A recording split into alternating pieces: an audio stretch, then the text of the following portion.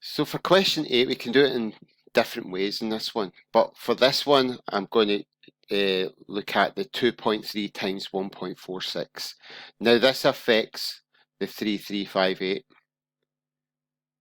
And to get this answer is, you can see when you're multiplying decimals together, you can see there's a 3 here and a 4 and a 6. So there's 3 numbers after the decimal point. So there should be 3 numbers after the decimal point in this number here. So the point goes between the 3 and the 3 here. So for question B, it says, showing clearly how you do estimate the answer to. So we look at the first part of this. We estimate 202 to be 200, 29 to be 30, 0.48 to be 0.5. We multiply the top part. We just take the zeros off and put them down here, and then just put 2 times 3 is 6. Now to get this decimal point moved to the right one place so we can make this 5, we have to times it by 10. But what you do to the bottom, you have to do to the top. So anytime you would multiply 10 with the top one, you add another 0 onto it. And now we've got 60,000 divided by 5. When you divide by 5, it's 12,000, and that's the final answer. So question 9, in April, 30 males and 20 females took their driving test. 50% of the males passed and 40% of the females passed. What percentage of the people who took the test failed? So first of all, we know that 50% is a half. So that means that 15 males passed and 15 males failed. Next one, we've got 40%.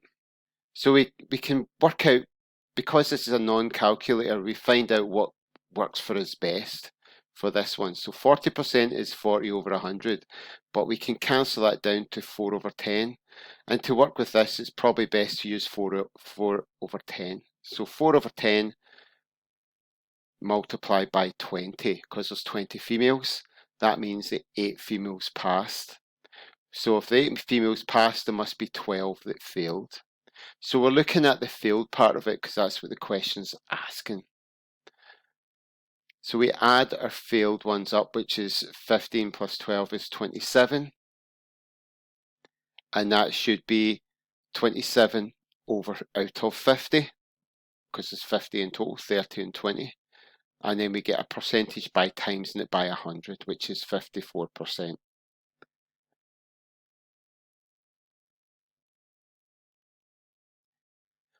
This question here, it says, describe fully the single transformation that maps shape A onto shape B. So from here to here. You can see there isn't really much changed. The shape hasn't changed.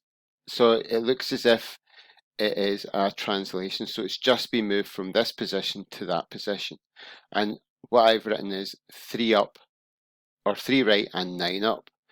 So what it is you just take each point and you go 1, 2, 3, right, and 1, 2, 3, 4, 5, 6, 7, 8, 9. Now you do that with every single point, and then you would see that it's 3 up, 3 right and 9 up for this particular one. So for question B, it says a sketch of a parallelogram PQRS is shown. It's not drawn to scale. Use a ruler and a protractor to draw an accurate diagram of the parallelogram in the box below. So first of all, you would draw your baseline, which is 9 centimeters. So you use your ruler and measure it accurately from there. You would get your protractor and you would measure your protractor, which should be 110 degrees. And you would mark your point there and just draw up. So that would be, you would draw 7 centimeters up there. Now, because it's 110 degrees, this opposite side here should be 70 degrees. So you can measure 70 degrees there, that's your 70 there, and just draw 7 centimeters there as well. And then what you would do is just connect those 2 lines up. So for question 11, it's a bearings question. It says, what is the bearing of Dromore from Fintona? So from Fintona is where your starting point is. You would draw a north line at Fintona and just connect them up. So once you've drawn your north line, you can measure the angle. Now, because this bearing is always clockwise, you can see it's a big angle here. So if you're only using a semicircle one like this, a semicircle protractor, you can measure from here, and that would be 80 degrees there, anti-clockwise.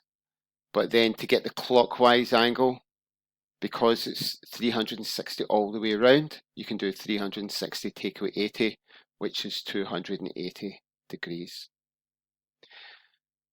The first four terms of a sequence are 1, 4, 7, and 10.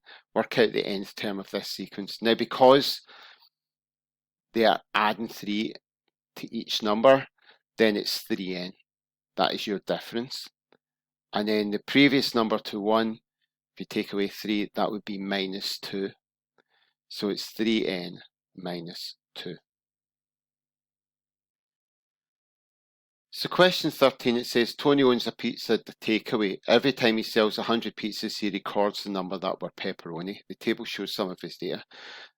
Now, 0.22 and 27 was not there to begin with in your question. So what we're looking for is to complete the table. We have to get this 0.22. To get this 0.22, we have to add these up here. So 17, 23, 23 and 25. We get the total of that, which is 88. And we get the total of this, which is 400. So we've got 88 out of 400. If you cancel that down, that's 22 over 100. And from that point on, it's easier to make it a decimal, which is 0.22.